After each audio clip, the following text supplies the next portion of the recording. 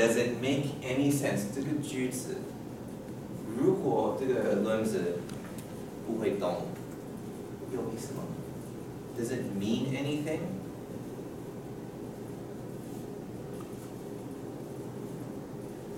Like on the chair.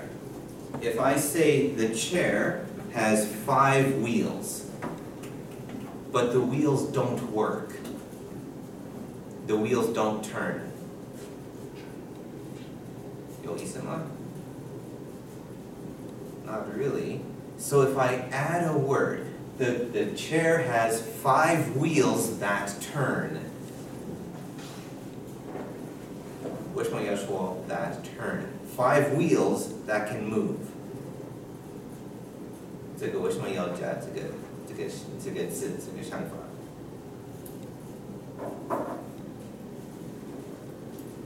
如果它的意思，这个 rotate 是这样子 right? If the meaning is just this, 为什么需要用这个字？ You don't need it. But that's if there are 4 wheels. What if there are 5 wheels and this one doesn't turn?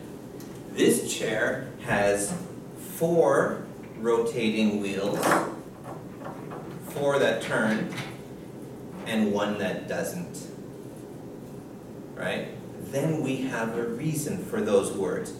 The chair has 4 wheels that turn and 1 wheel that doesn't turn. 有意思. But why would there be another wheel? That doesn't really make sense. So, when we talk about rotating the tires on a car, why would we do that with a suitcase, right? Replaceable, but then we wouldn't use rotate. So, wheels are supposed to turn like this. They're supposed to turn this way. What if they can also turn this way? Oh. Then we can say this chair has 5 rotating wheels. Oh, so turn in this way, not only this way. It's the only meaning that makes sense to me here. Oh. It's not the best word to use this. I would use the word pivot. Pivot. Pivot would make more sense here. Oh, wow. But cool.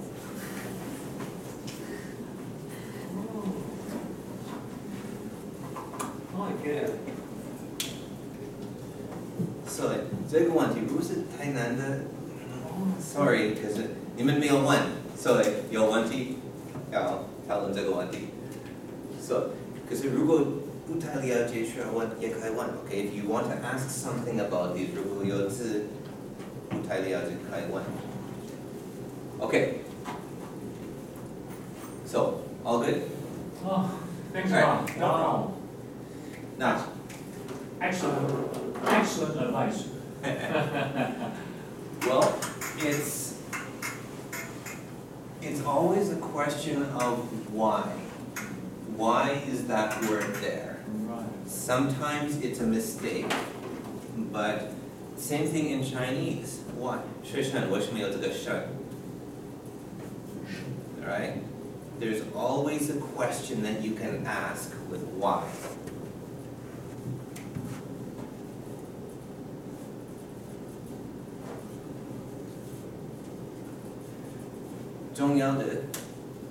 字是哪里来的? So, 德文来的字 often we have 2 parts. Go up, go down. In German, this would be up go or down go. We just put the words in a different order. In Latin, we have the same words, but we have different spelling, different sound.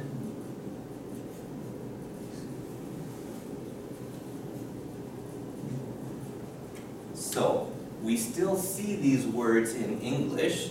To ascend just means to go up. To descend means to go down. Descent means going down. So if you're on an airplane, you flew from Japan, right? You didn't swim. So the pilot sometimes says in English, we are now beginning our descent. All right? Means that's when they're going down. Sometimes they will say when the airplane is taking off or when the airplane is ascending, you're not allowed to use a cell phone, right? Ascend, descend. Basically just go up and go down. These words are better because they're not these short ones. The shorter words cause more problems. 有可能你会像比较短的字是比较简单用的，比较简单记的，可是他们有比较多的问题。比较短的字比较难用的，比较长的字意思是比较小的 ，fewer different meanings， 可是每个意思比较重的。Their meanings have more value, more strength. So if you have a choice, pick a word like this instead of these.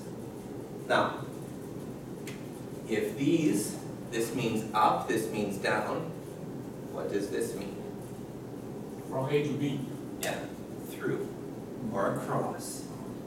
In Transform. this case, yeah, it's more the idea of through something when you transcend.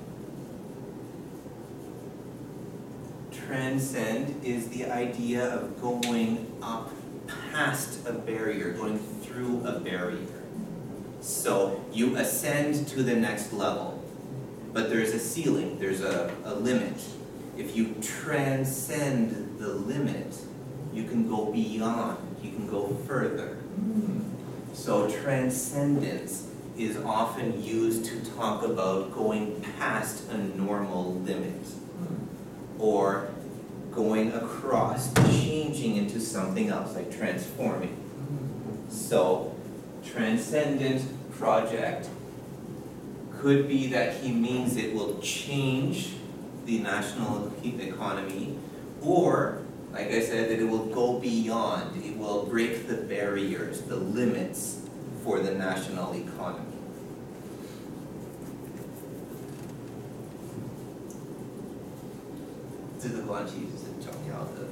So, if you want to learn this word, ascend, descend, transcend.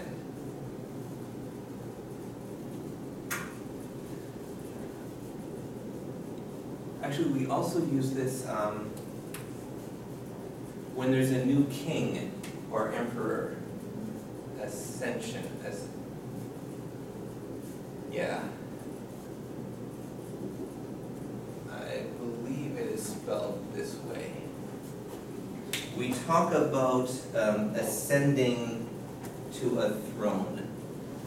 When someone new takes over, usually for a king or an emperor, not just the president.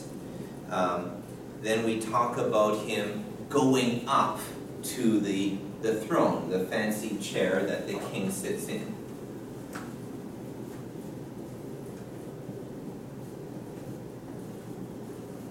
So, by extension, we then use it further for other kinds of leadership, like say in a big business. Just want to make sure I'm spelling it right. Yeah. Okay. 这个句子有问题吗? Okay. Cuba has also held to the status quo in other sectors. Okay. I need a volunteer. She. Okay. I need a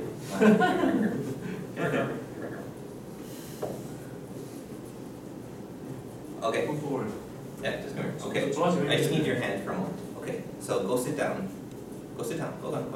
Go sit 回去 down. 做，回去 Yeah. 对 Go 走回去 sit down. Go. 昨天做的， All right. 昨天做的。 I am holding her. I'm not moving, she's trying to move. I'm bigger, I'm heavier, I'm holding her. Okay? Alright, now I want you to hold on to this. Hold tight. 抓住这个桌角， Two hands. Hold on. 两手抓住桌角， Okay, hold tighter like this. 抓紧， Okay. 把眼抓紧啊。 Now, if I pull her away, she is holding to the desk. Alright? If I hold her, I'm not moving, I hold her, then we have that meaning. I hold her. But if she's holding to something, then other things can't move her. She is holding to the desk. Okay? Okay, thank you. So, this is a very important difference between our words. And it comes back to 这个动词有没有手字。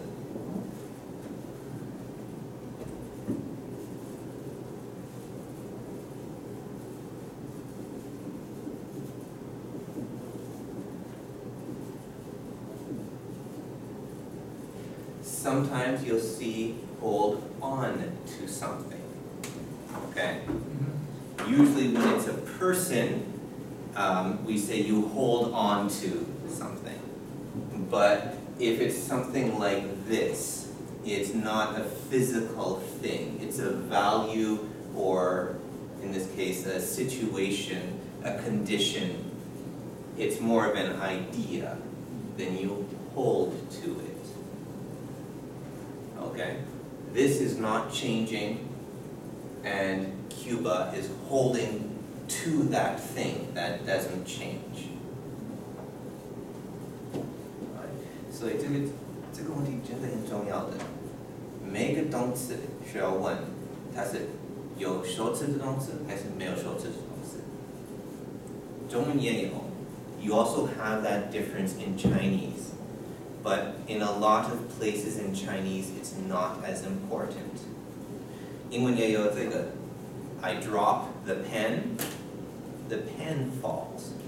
有手指的 I drop the pen goes to the floor. 没有手指的 I drop, I go to the floor. 是不一样的意思 right? So, this problem is very important. And whenever you learn a new verb, 新的动词，第一个问题是有没有手词 ？OK？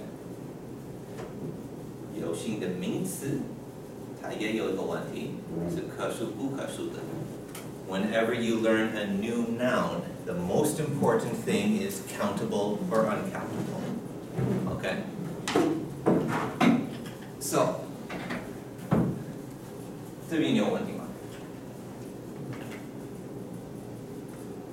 ？OK， 不是这个字是重要的，是这个想法。动词重要的是有手词没有手词，很重要的。OK， 所以如果这个字你忘记了，没关系，这个想法这个关系是重要的。OK， 都了解吗？ Okay. Across China, sneakers, okay, sneakers, you know this word, right? It's just shoes, running shoes, this kind of shoe, right? So, emblazoned with different, yeah, China, right? Taiwan does the same thing, so we can't laugh at China too much, but... We did the same thing 30 to 40 years ago. Yeah, we still do it. Oh, really? Yeah. Yeah, it's amazing how many versions of KFC you find. You know, DFC, CFC. I mean, chicken fried chicken. Duck fried chicken. How do you do duck fried chicken? A duck who is a chef and he And the duck fried it. You know, maybe. But anyways, so these words, we don't need to understand them, but sometimes there might be one where there's actually a reason for it. So this one, you know, puma, right? It's a cat. Well, this actually has a meaning. It means smoking. Oh, really? Yeah, Oh. like smoking a cigarette. So if their picture for that brand is a smoking puma, then probably someone actually found this word on the internet and found out what it meant. He just didn't realize it wasn't English. So, okay, but this emblazoned. This part here comes from a very old pattern in language. So, you know a trumpet? Trumpet? Yeah. One of the oldest reasons for using a trumpet, right, this kind of instrument, is it's loud, it's easy to hear. You use it to let people know something important is happening. So here is the king is coming, you play this loud noise to make everyone listen. And then people start using it for themselves. I'm important. I play a loud noise so you all look at me. And then we use it for things other than noise. We start wearing pictures that symbolize us, that have a meaning. So, if you remember, in the West, for a long time there were knights, there were soldiers. All